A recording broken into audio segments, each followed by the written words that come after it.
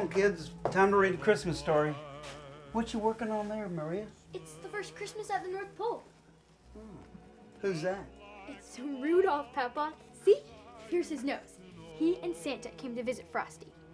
Santa had lots of cookies left over because he can't eat them all. But first, they have to stop at the island of misfit toys. That's all great. Come on, honey. But I'm not finished yet. Please, I can hear from the other room. Whatever. Do I care about some boring old story anyway? Boring? Oh, my dear, that story is anything but boring. Chases, secret escapes, kings and magicians from faraway lands. Does that sound boring to you?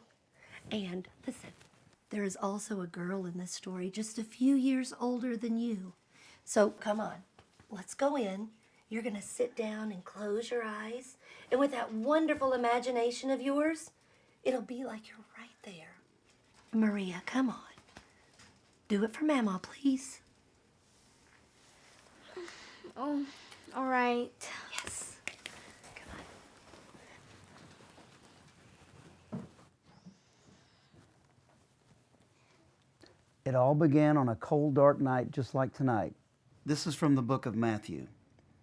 In the time of King Herod, wise men came from the east, saying, "Where is the one who will be king of the Jews? For we have seen the star, and we have come to worship him."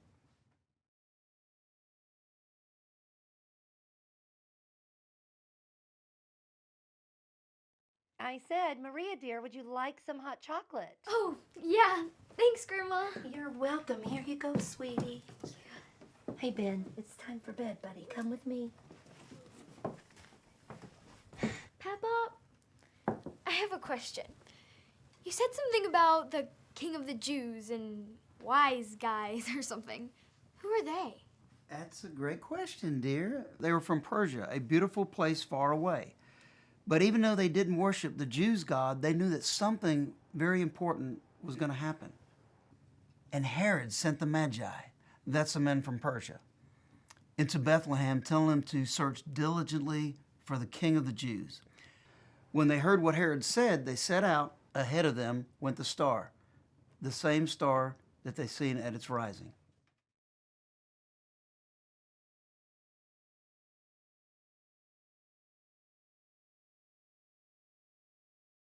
Papa, no! No what, honey? Please tell me the bad guys don't win. That they don't hurt the Magi and the good king. Well, I could read it, but it might be kind of boring. Sorry I said that, Papa. It's okay, kiddo. I thought the same thing when I first heard the story. You see, the Magi were warned in a special dream from God not to tell wicked King Herod anything. They escaped in the middle of the night, went back to their homeland. Good. So what happens next? Did anyone else find out? You bet. This is from another book of the Bible, Luke. It says, in that same country there were shepherds, keeping watch over the flock by night. Then an angel of the Lord stood before them, and the glory of the Lord shone around them.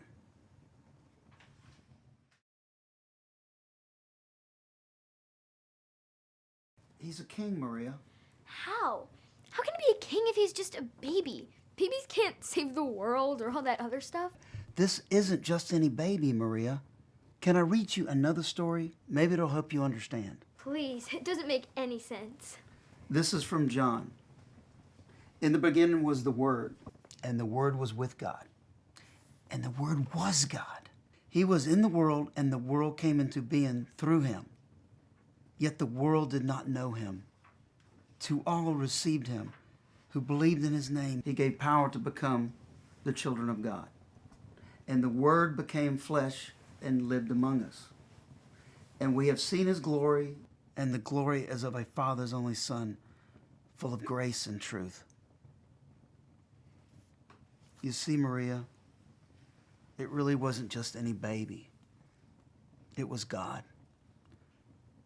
The God who made the stars and the planet, you and me, who came to earth. That's why this is such a big deal. That's why there was wise men and shepherds and angels there to worship. That's why there was a Christmas star. because it was all there to tell the earth one thing. God had stepped out of eternity into our world to become a tiny child so that in turn we could all become the children of God.